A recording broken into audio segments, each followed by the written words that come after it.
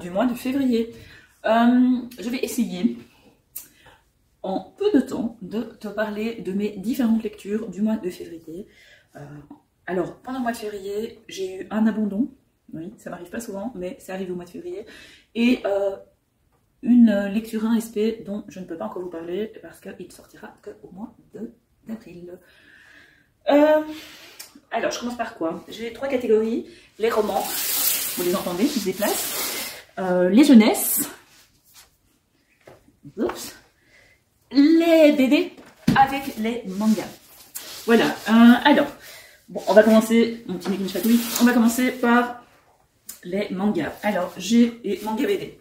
J'ai donc lu en février le tome 2 des Liens de sang de Shuzo Oshimi. Alors, une série de mangas à découvrir de toute urgence, surtout si vous pensez que les mangas ne sont pas faits pour vous. Pourquoi? Ben, je vous explique. En fait, les mangas, on a l'impression que c'est One Piece, Naruto, l'univers des Chevaliers du Zodiaque et des Pokémon. Et en fait, ben, c'est pas que ça. Donc, l'univers du manga, c'est plus un format, une manière de présenter les choses. Comme nous, en Europe, on a la bande dessinée, ben, au Japon, ils ont les mangas. Et ces mangas, en fait, ont des genres différents. Qu'est-ce qui différencie les liens de sang des autres mangas, notamment si on prend... Alors, ne me demandez pas les noms, Shonen, machin et tout, parce que j'arrive pas. Il faudrait une fois que, je sais pas, je crois que je vais me faire des fiches que je vais me passer pendant des heures et des heures, parce que c'est hyper intéressant, mais j'arrive pas à me concentrer pour le retenir, tout simplement. Donc, qu'est-ce qui est hyper intéressant dans ce manga-ci? C'est qu'il s'agit d'un thriller psychologique. Donc, rien à voir avec Naruto, avec des dessins qui sont vraiment fabuleux. Alors, par exemple, voilà. Donc, alors, on peut ne pas aimer le manga, on peut ne pas aimer le dessin japonais, mais honnêtement, je vous montre un autre exemple. Voilà, vous avez vu la qualité des dessins, c'est vraiment de toute beauté. Et pourquoi je vous conseille les liens de sang? Parce qu'en fait, vous allez vous rendre compte que finalement, votre mère n'est pas la psychopathe que vous pensez qu'elle était. Donc, mes enfants, si vous voyez ces vidéos, non, je ne suis pas une psychopathe. D'ailleurs, je vais vous prouver. Les liens de sang, d'ailleurs, vous voyez ici derrière moi, il y a le tome 3 et 4, parce que j'ai acheté directement les tomes 3 et 4.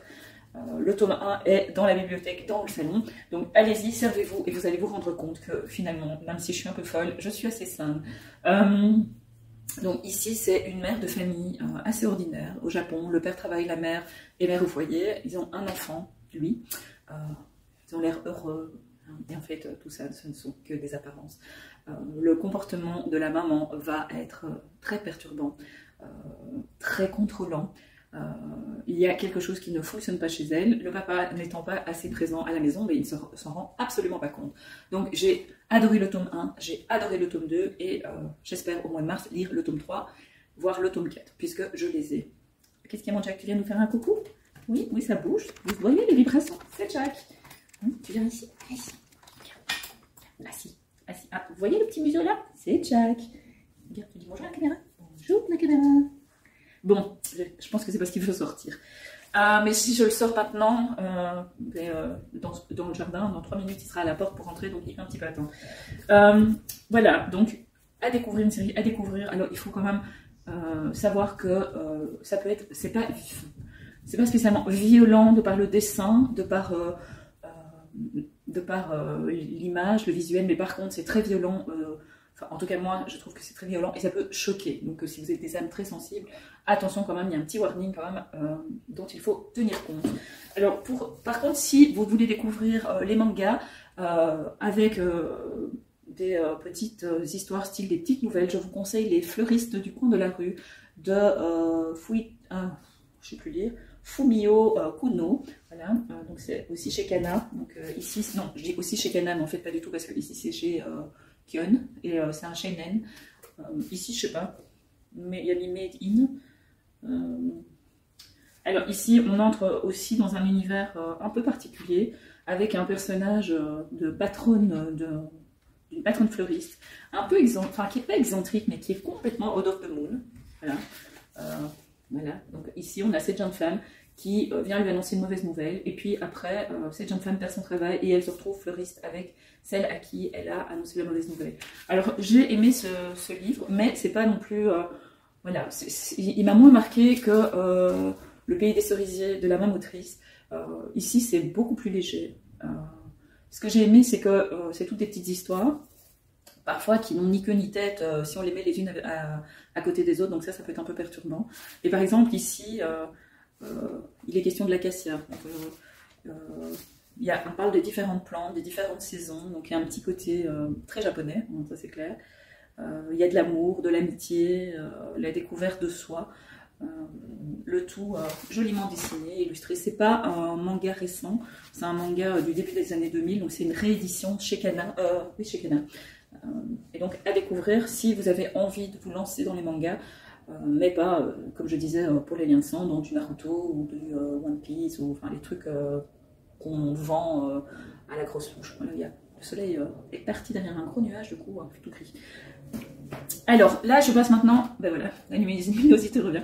Il a suffi que je le dise. Alors, je reviens maintenant en BD avec une très jolie découverte, un véritable coup de cœur. C'est mon coup de cœur pour le mois de février de cette année. Il s'agit de Il fallait que je vous le dise de Aude Mermilio, qui est réédité également. C'est également une réédition chez Castelman dans un format souple.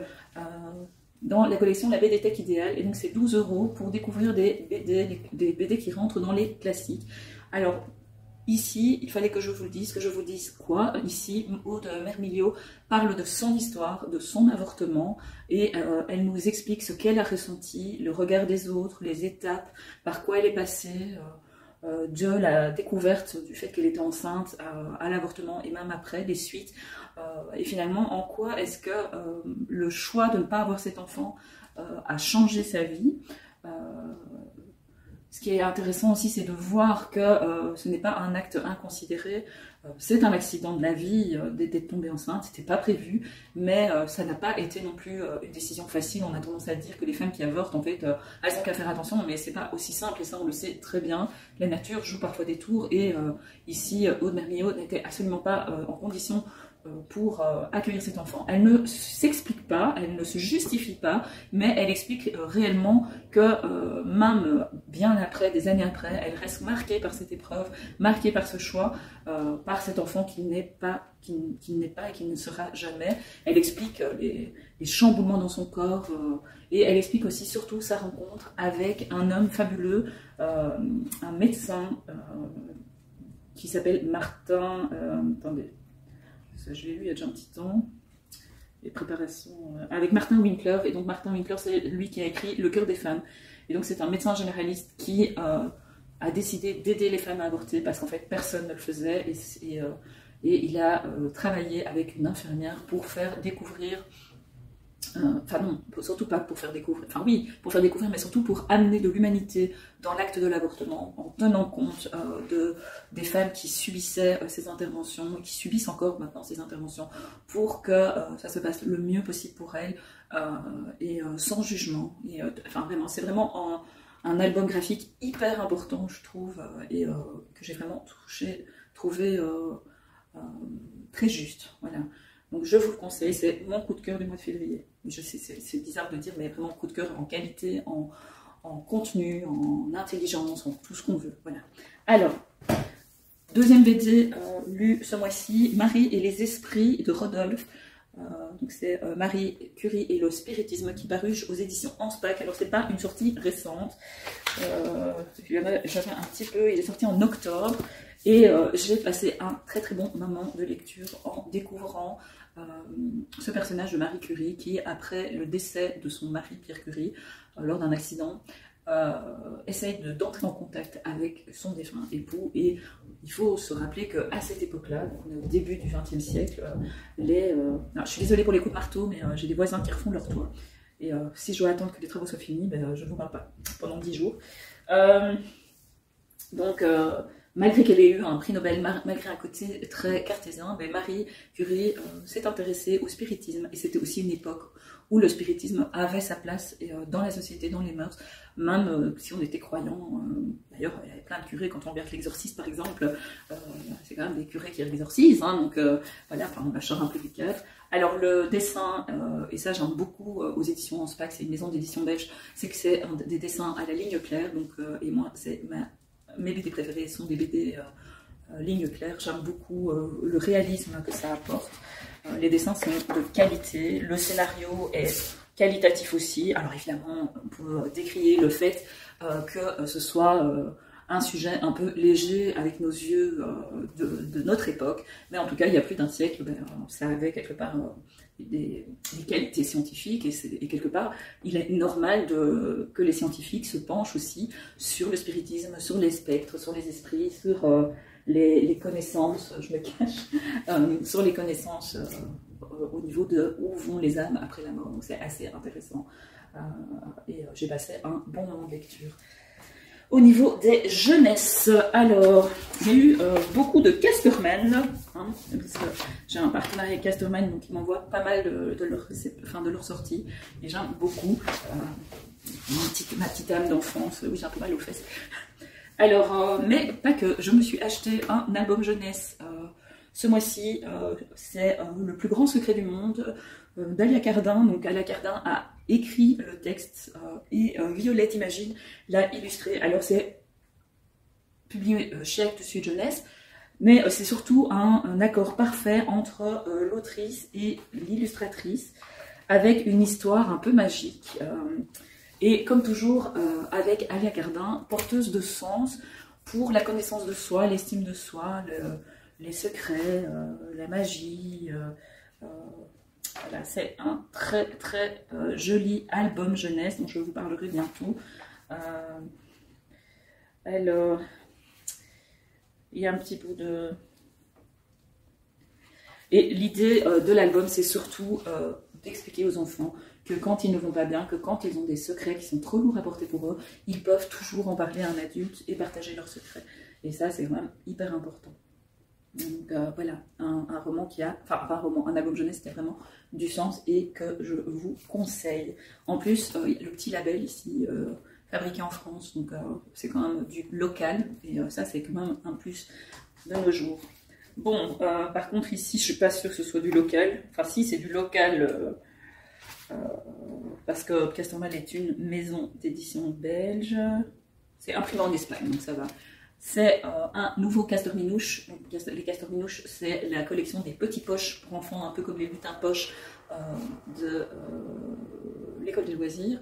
Alors ça m'énerve, c'est l'histoire d'un petit garçon qui se lève du mauvais pied et qui va être énervé un petit peu toute la journée, mais il va vite se rendre compte que malgré qu'il soit de mauvais poil, ses parents l'aiment, et la vie a quand même tout son sens. Et donc c'est une jolie petite histoire pour aussi permettre aux enfants de réaliser qu'il y a des jours qui sont meilleurs que d'autres et que c'est pas grave en fait, et que c'est pas parce qu'on boude ou qu'on est fâché ou qu'on est mal réveillé qu'on va être moins aimé. Alors c'est dès 3 ans et le temps de lecture est de 10 minutes. C'est ça aussi que j'aime bien avec les Castor Minouche, c'est qu'il y a des petites indications pour les parents, ce qui permet de savoir si on peut, oui ou non, lire le livre, parce que genre si on n'a pas le temps. Donc c'est bien aussi de quantifier la durée de la lecture pour quelque part rassurer les parents, parce que beaucoup de parents vont dire non, je ne vais pas lire une histoire ce soir, j'ai pas le temps, mais 10 minutes, qu'est-ce que c'est en fait? Voilà. Donc, petite collection à avoir sous la main. Alors il y a quand même déjà une jolie panoplie de petits livres, avec évidemment des thématiques différentes, comme La princesse qui pue et qui pète, hein, où il y a Gaston Grognon dedans aussi, il y a... qu'est-ce qu'il y a? Qu'est-ce que j'avais vu? Moi j'aime pas comme je suis, Cet enfant que j'aime infiniment, Ce doudou que j'aime infiniment. Il y a quand même toujours une petite thématique de réflexion sur la vie, sur pour aider à grandir aussi. Il y a des petites histoires à lire avant le dodo. Alors, au niveau de l'humour, ce mois-ci, enfin en tout cas en février, est sorti, au tout début du mois de février, est sorti Gaston Grognon, L'amour c'est nul, et en fait cet album n'est absolument pas nul, c'est très très drôle. Je n'avais jamais lu Gaston Grognon avant, j'avais déjà vu plusieurs fois passer en service presse et j'avais jamais pris en me disant mais non. Et en fait c'est très très drôle, c'est plein d'humour. Ici c'est le 5e album de Gaston Grognon qui sort ici en format dur, alors que vous voyez ça c'est Castor Minouche, c'est quand même beaucoup plus petit. Et en fait Gaston il n'aime pas l'amour, et il trouve ça dégueulasse, les bisous, les câlins, tout ça. Mais au fur et à mesure de l'histoire, il va se rendre compte que l'amour, ça a du positif aussi, que c'est pas uniquement les bisous, que c'est pas uniquement être amoureux, mais qu'on peut être, voilà, qu'on peut montrer son amour à plein de gens, les gens qu'on aime, ses parents, ses frères et sœurs, les grands-parents, la maîtresse, enfin, voilà. Donc on peut aimer sans pour autant se faire des papouilles. Voilà, donc vraiment une très chouette petite histoire à faire découvrir aux enfants et à lire aussi si on est grand et qu'on aime bien les histoires pour les enfants. Dernière lecture jeunesse de ce mois de février, mais qui a volé la Joconde de Samir Senoussi et de Sébastien Mourin. Alors ici, on nous emmène, mon nez qui fourche, on nous emmène au musée et la Joconde a disparu. Alors, c'est basé sur une histoire vraie, parce que la Joconde a réellement été kidnappée, et pas qu'une fois. Et il y a un monsieur qui, une nuit, s'est installé au musée et il s'est fait enfermer et il a pris la poudre d'escampette avec la Joconde qu'il a trimballé un petit peu partout et puis finalement on l'a quand même retrouvée. Et ça raconte cette histoire et c'est le prétexte aussi pour parler aux enfants de la Joconde, de Léonard de Vinci, de comment est-ce qu'elle est arrivée en France, parce que comment est-ce qu'une peinture d'un génial inventeur, d'un génial créatif. On parlerait de Léonard de Vinci, maintenant on dirait que c'est un créatif, hein, parce que ce gars, il avait mais des cordes et des cordes à son arc. Mais comment est-ce qu'elle est arrivée, qui se cache, voilà. Et c'est vraiment une lecture hyper intéressante voilà, pour faire découvrir aux enfants. Alors, il y a des petits secrets qui sont dévoilés. Et visiblement, c'est dans la foulée d'un autre titre dans le même genre qui est Mais à quoi sert la Tour Eiffel? Voilà. Et donc, c'est l'occasion des 5 ans de faire découvrir aux enfants l'art, tout simplement. Donc, voilà. Mon coup de cœur en jeunesse, ce sera quand même Lalia Cardin. Voilà, parce que j'aime bien Lalia Cardin. C'est mon petit chauvinisme à la belge. Même si les autres albums étaient vraiment très chouettes. Alors, au niveau des audios, j'ai un petit peu cafouillé en février. J'ai écoulu, alors, au début du mois, Heureux les fêlés car ils laissent passer la lumière, de Raphaël Giordano. C'était plutôt sympa, mais c'est pas non plus un grand coup de foudre. J'ai trouvé que les personnages étaient vachement caricaturés.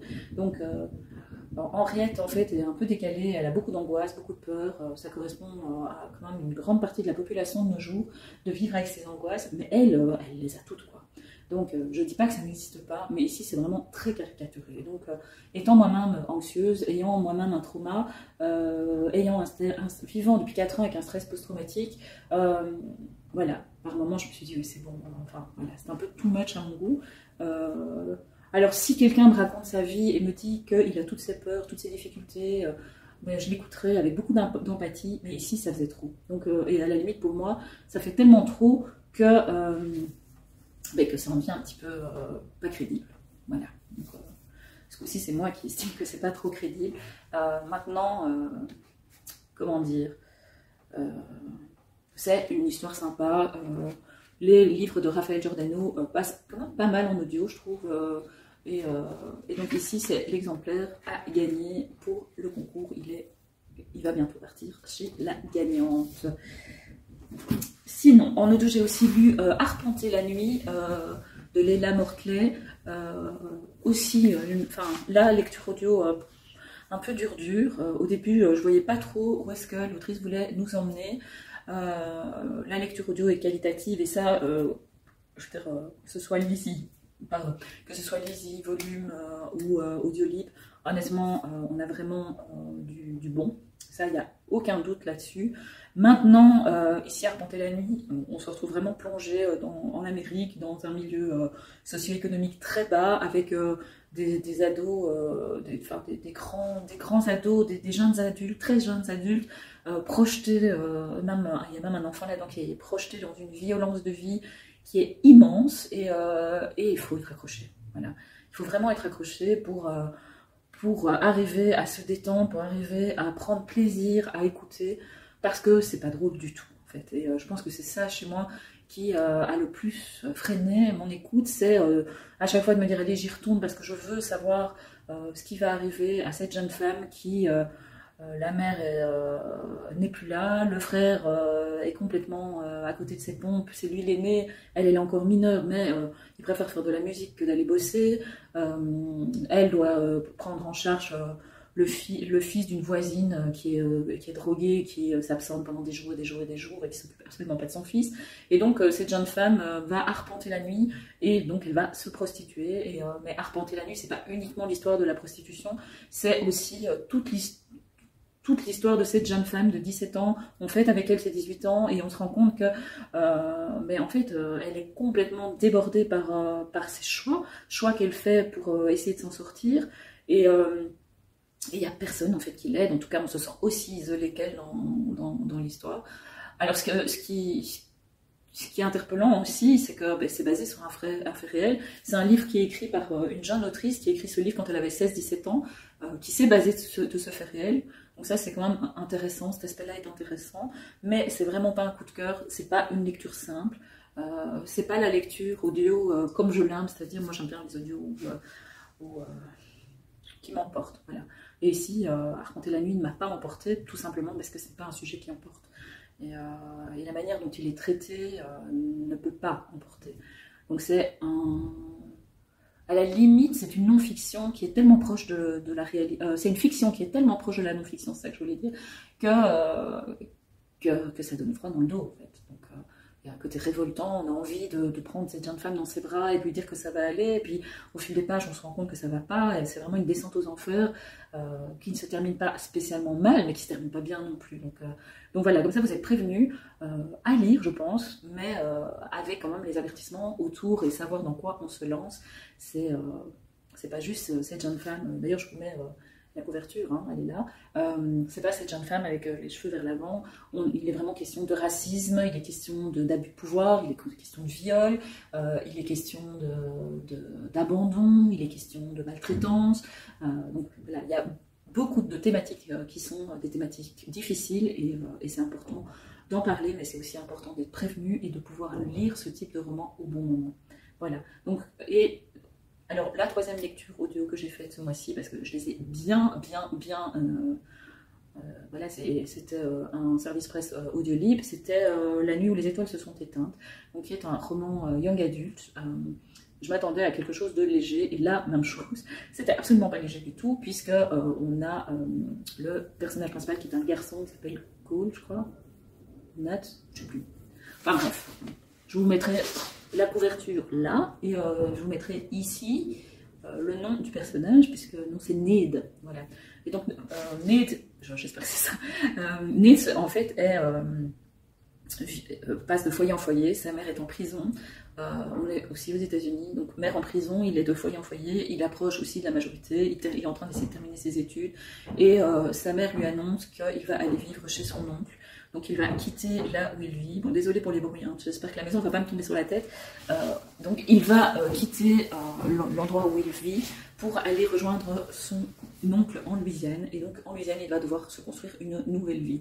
Là aussi, c'est assez lourd quand même, sous des aspects couverture, un petit peu titre hyper rêveur avec le mot étoile, machin et tout, mais en fait c'est pas, voilà, les étoiles elles s'éteignent quoi, elles s'allument pas, hein. Et c'est un peu la même chose dans cette histoire, on a ce jeune personnage qui tombe vraiment très très bas, donc on est vraiment dans le problématique, problems novel, où on va suivre son cheminement vers les prises de conscience, vers la compréhension du pourquoi sa mère est en prison, qu'est-ce qui s'est passé la nuit où les étoiles se sont éteintes. Alors c'est le premier tome je crois qui est sorti, il y a déjà 2 autres tomes qui sont sortis autour du même personnage. Je ne pense pas que je les écouterai, parce que je pense pas spécialement, je n'ai pas passé un mauvais moment de lecture, enfin des coups de lecture dans ce cas-ci, mais c'est vraiment pas ma came, ou en tout cas, voilà, j'avais envie de voir ce que c'était, j'ai vu, c'est un bon moment de lecture, sans plus.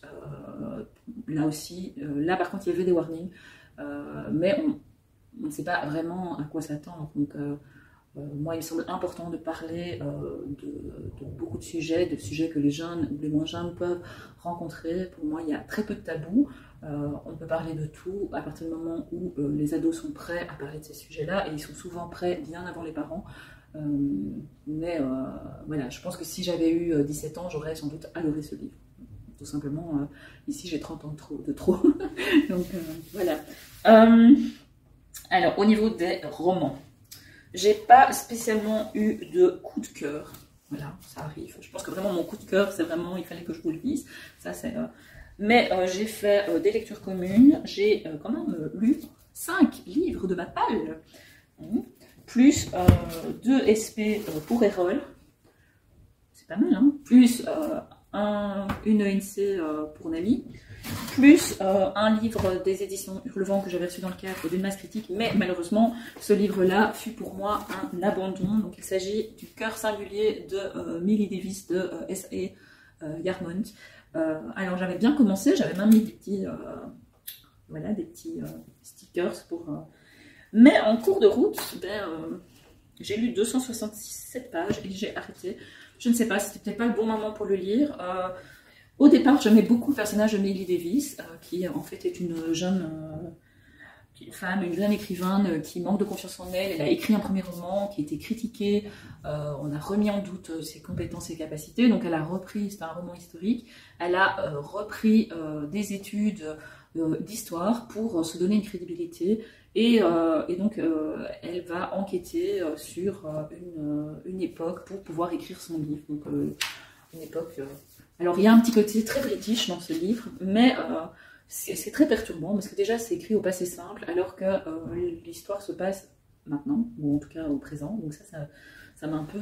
voilà, je pense que chez moi, en tout cas, c'est ce qu'il n'a vraiment pas fait, c'est qu'à un moment donné, je trouve que ça alourdit l'histoire, alors que c'est une histoire qui est contemporaine, en tout cas pour une grande partie. Donc pour moi, la partie plus contemporaine devait être dans un temps plus proche du présent. Voilà, donc ça c'est mon point de vue. Maintenant je sais qu'il a plu à beaucoup de monde, l'objet livre est très beau, il parle de thématiques, notamment la confiance en soi, l'hypersensibilité, toutes ces choses-là, on sent bien, je sens bien la plume hypersensible de l'autrice, donc je ne dénigre absolument pas son travail, mais moi ça l'a pas fait, et comme cette année j'ai décidé de ne plus m'imposer des livres dans lesquels je ne me sentais pas bien, et dans lesquels je ne prenais pas de plaisir à lire, mais voilà, j'ai pris la décision d'arrêter cette lecture.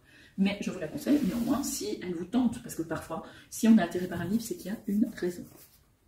Alors, j'ai lu un classique, alors classique qui date des années 90, donc il n'est pas si vieux que ça, il a 30 ans, ce livre, mais c'est devenu un classique tout ça. Pourquoi? Parce que Luis Sepúlveda est décédé, et c'est un auteur chilien. Ici, il nous emmène en Amazonie, dans une espèce de petite de village au fin fond de la forêt, avec un vieux qui en fait la seule chose qu'il sait faire, il sait pas écrire mais il sait lire, et il adore les romans d'amour. Et donc pourquoi? Tout simplement parce que les romans d'amour l'emmènent dans un autre monde que le monde difficile et dur dans lequel il évolue. Alors c'est un roman pas spécialement facile d'accès, je trouve. C'est très très bien écrit. L'univers est assez... comment dire, c'est un univers qui est assez difficile, très, très dur.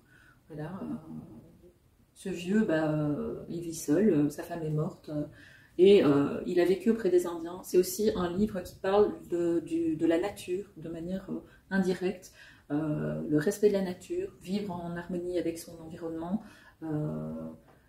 Il est question d'une certaine dénonciation finalement de la commercialisation, de la chasse par exemple, des Américains qui vont chasser, le fait qu'ils ne respectent pas la nature, que la nature se retourne contre eux et qu'ils en payent le prix fort, et qu'après on accuse la nature d'être responsable par exemple de leur mort, alors qu'ils sont eux-mêmes responsables vu qu'ils ne respectent pas les règles de la nature, ce que le vieux lui fait, parce qu'il a appris au contact c'est pas les Amérindiens, mais des Indiens, c'est pas les Indiens, c'est les indigènes, voilà. Et il n'y a pas de connotation négative dans le mot indigène, je précise. Donc vraiment un livre à découvrir, c'est pas très long, hein. C'est vraiment une petite lecture de 100, oui, même pas 120 pages, donc c'est intéressant, et je pense qu'il faut avoir lu. J'ai un autre livre de Luis Sepúlveda dans ma palle, et j'espère le sortir un de ces quatre, vous savez avec moi, il y a le temps. Alors, j'ai aussi dans les petits livres découvert Louis Petit Mangin, pardon, Ce qu'il faut de nuit. Rien à voir avec le précédent. Ce qu'il faut de nuit, c'est vraiment une œuvre un peu sociale dans laquelle Laurent Petit-Mangin fait découvrir réellement la réalité en Lorraine. Ça y est, les gros travaux commencent là à côté. En Lorraine, un père de famille qui élève seul ses enfants, lui est plutôt de gauche. Il est c'est un ouvrier, il travaille pour la EDF, je pense, si mes souvenirs sont bons, et il est plutôt de gauche, alors que son fils aîné, lui, tombe dans les griffes de l'extrême droite, et ça va l'amener à vivre des choses négatives. Donc c'est un petit peu, il y a une sorte de confrontation entre le bien et le mal, mais quand même avec cette idée que finalement ce qui nuit, ce ne sont pas les croyances, c'est la manière dont on les vit, et l'extrême... et les extrêmes en fait, les choix qu'on fait aussi, des choix qu'on fait quand on est adolescent qui ont un impact sur nos vies, des choix de parents, la responsabilité des parents aussi. Ici, on sent bien qu'on a un papa qui est complètement dépassé, et c'est pas parce qu'il n'aime pas ses enfants, mais il fait comme il peut en fait, tout simplement. Et ça correspond aussi à une réalité sociale qui est présente en France, qui est présente en Belgique, qui est à mon avis présente dans le monde entier. C'est que quand on essaie déjà de s'en sortir soi-même, c'est très difficile d'arriver à aider et à mener ses enfants à bon port. On n'a pas le contrôle sur tout. Voilà, donc c'est pas une lecture facile non plus. Ce mois-ci, février, je pense que c'était un mois dur au niveau de mes lectures. Pourquoi? Parce que je me suis choisi des lectures. D'ailleurs, la suivante, c'est Rosa Dolorosa. Et là, on est dans le sud de la France. Et on a aussi une mère et un fils avec une relation à la limite du malsain. C'est très, très spécial comme relation. Et c'est une mère célibataire qui a élevé seule son fils. Et ils sont à deux doigts de réaliser leur rêve, c'est-à-dire d'ouvrir un hôtel 3 étoiles. Ils sont à la recherche d'investisseurs, ils trouvent des investisseurs, l'ensemble prend forme, mais le fils est arrêté pour l'assassinat d'un enfant. Et donc Rosa, la maman, va être dans un déni complet. Pour elle, son fils ne peut pas avoir tué cet enfant qu'ils connaissent en plus, puisque c'est le fils d'une de ses employées, puisqu'elle tient un restaurant. Et donc on va suivre un petit peu, on va suivre cette maman dans une sorte de quête de vérité qu'elle pense connaître et qu'elle ne connaît absolument pas, et surtout dans les choix qu'on peut faire quand on est parent. Et un petit peu comme ici, on est un peu dans la même problématique. Donc nos enfants grandissent, nos enfants font des choix, ils posent des actes. Mais c'est pas tout, on n'est pas toujours en phase avec ces choix. On est aussi parfois totalement aveuglé par l'amour qu'on porte à nos enfants. Et quelque part, ce qui aide aussi les enfants à avancer, c'est aussi cet amour inconditionnel qu'on leur porte. Maintenant, ici, on a deux positionnements totalement différents, avec finalement des résultats assez similaires. Donc c'est un peu, voilà, je crois que je les ai lus à la suite en plus. Donc là, c'est aussi pour ça que je me suis dit, le mois de mars, je me fais des lectures plus légères. Donc bon, là, je pars dans mes romances. Bien que je vais lire un livre sur une Tanadoula, donc une femme qui accompagne les gens dans la mort. Je sais pas si ça va être léger, mais voilà. Alors, dans le genre moins léger encore, j'ai enfin, voilà ma voix qui s'en va, j'ai enfin terminé Seuls les enfants savent aimer de Cady. Je dis enfin parce que c'est un livre que j'avais commencé à lire quand il est sorti en poche. J'ai ici le petit ticket qui en atteste en 2019.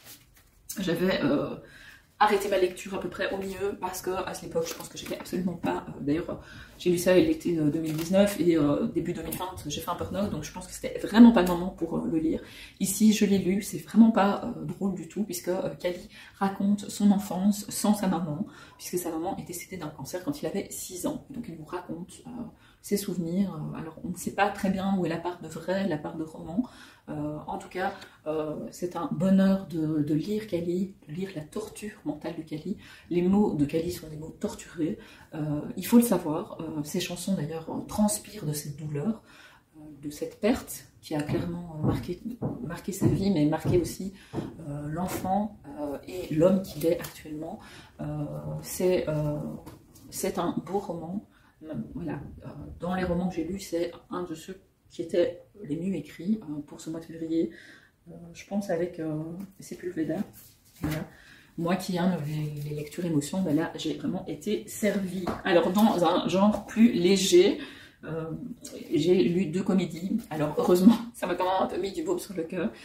Une petite déception quand même avec Barbara, Constantine, Amélie, Sondilo. J'ai pas passé un mauvais moment de lecture, mais j'ai trouvé que par moments le vocabulaire est un peu vulgaire, un peu trop familier et ça m'a un peu choquée. Pourtant l'histoire est mignonne, c'est une grand-mère qui accueille sa petite fille, mais quelque part je sais pas si c'est voulu ou pas, mais c'est un peu foutoir dans cette histoire en fait. Donc c'est un roman choral avec différentes personnes, les états d'âme des uns des autres, beaucoup de dialogues, ça fait un peu pièce de théâtre par moment. Et donc c'est une lecture un petit peu mitigée, mais j'ai quand même passé un chouette moment. Et puis j'ai aussi lu Et le bonheur arriva du froid de Carole Serruti. Là aussi, très très chouette, une comédie, on part en Finlande, que je dise pas de bêtises, avec Mary, oui, une anglaise, pourrigatée, trentenaire, qui fait la fiesta tout le temps, et le père en a marre, elle doit récupérer l'entreprise familiale de décoration d'intérieur, et le père, en fait, pour lui faire prendre conscience des choses, l'envoie, la grand-mère décède, une grand-mère qu'elle a très peu connue, elle décède, elle vit en Finlande, le père, ses parents l'envoient en Finlande, parce qu'elle a hérité de la maison de la grand-mère et de la boutique de la grand-mère dans un trou perdu, mais ça, elle ne le sait pas avant de partir, et donc au fur et à mesure, elle va un petit peu déchanter, et elle va surtout se retrouver avec des responsabilités qu'elle n'avait jamais eues avant, notamment de prendre soin d'animaux domestiques, entre guillemets. Si vous regardez la couverture, vous allez très vite comprendre qui sont les animaux domestiques, et aussi apprivoiser une communauté qui est en Finlande, au milieu de nulle part, où tout le monde se connaît, et où quelque part, elle débarque comme la petite fille d'eux. Alors elle a évidemment des soutiens, mais elle a aussi des ennemis proches, ou même plus lointains, qui vont lui nuire. Donc c'est une lecture vraiment sympa, qui n'est pas spécialement... Alors il y a un sapin de Noël, il y a vraiment une évocation par rapport à Noël, mais c'est pas une lecture de Noël, c'est vraiment une lecture qu'on peut lire toute l'année, donc c'est une chouette lecture, un chouette livre à découvrir. Alors je clôturerai avec La souris qui voulait sauver l'ogre de Françoise Guérin, qui est le premier tome de ce qu'on espère une série. Non, Jack, c'est rien, c'est des coups de marteau. Là, vous entendez coups de marteau? Là, j'ai presque fini. Hein, donc, La souris qui voulait sauver l'ogre. Donc, j'ai été dérangée dans le prochain. Donc, c'est le premier tome d'une enquête de Cornelia, de la cellule Cornelia. Et donc, ici, c'est une enquête. Il y a eu des suicides, plusieurs suicides dans une école de Nice. C'est une enquête menée par une psychologue qui s'appelle Maya Van Oerenbeek et Beck, même en béton belge, parfois on s'en sort plus. Et donc une jeune femme est morte dans un lycée et Maya va mener l'enquête dans le lycée où elle-même elle a grandi, où elle a évolué et où elle-même elle a... C'est vraiment une boîte très très prout ma chère, où on prépare, c'est une boîte où on prépare aux grandes écoles. Donc en France, en Belgique on connaît moins ça, mais en France c'est des écoles qui sont très cotées, très recherchées, mais où c'est un peu marche ou crève. Et Maya a beaucoup souffert dans cet établissement quand elle avait fait sa prépa, ce qui évidemment la ramène à elle-même. Alors ce qui est perturbant dans La souris qui voulait sauver l'ogre, en tout cas pour moi ce qui était très perturbant, c'est le langage à la première personne, parce que ça donne au lecteur l'impression que c'est lui qui parle. Enfin, en tout cas, moi, c'est comme ça que je l'ai vécu. Donc, c'était hyper intéressant, parce qu'il est question de harcèlement scolaire, il est question de la place qu'on peut avoir dans la vie, en tant qu'ado, des cheminements, des inégalités sociales. Il y a vraiment toute une problématique psychologique qui est très intéressante. Mais ce choix de la première personne, même si je sais que c'est un choix de Françoise Guérin et que c'est elle qui écrit comme ça, parce que pour elle, c'est comme ça qu'elle écrit, elle est elle-même psychologue, hein, donc voilà, c'est un peu perturbant, il faut s'y habituer et il faut s'en détacher surtout. Voilà, pour moi, c'est ça qui était plus difficile, c'était de m'en détacher en disant non, pas de moi. Donc non, je ne suis pas Maya Van Oerenbeek, je suis Katia, et voilà, et donc j'ai apprécié quand même ma lecture. Il y avait des moments très intéressants, il y a un peu long quand même. Voilà, donc pas un coup de cœur, mais un bon moment de lecture, un thriller. Alors c'est un thriller psychologique, clairement, donc si on s'attend à de l'hémoglobine, on va pas retrouver ça dans ce roman. Non, c'est vraiment plus dans la psychologie, voilà, il y a une sorte de tension qu'on peut retrouver, mais c'est sûr que ceux qui aiment bien le noir ne vont pas spécialement y trouver du plaisir, ou en tout cas ce qu'il recherche. Voilà, j'ai fait le tour de mes lectures pour le mois de février. J'espère que ce vlog bilan mensuel vous a plu et que vous avez trouvé des petites idées lectures, qu'il y a des avis qui vous ont éclairé sur certaines lectures ou pas. Voilà, ça c'est très variable d'une personne à l'autre. N'hésitez pas à commenter, n'hésitez pas à partager, n'hésitez pas à liker, n'hésitez pas à parler de ma chaîne autour de vous. Je vais vous laisser parce que là, avec les coups de marteau, ça va plus le faire. C'est juste au moment où j'allais commencer à aller travailler. C'est toujours comme ça que ça se passe. Voilà, bon, ben, je vous fais des gros bisous et on se retrouve très bientôt dans un Blabla vlog. Ciao.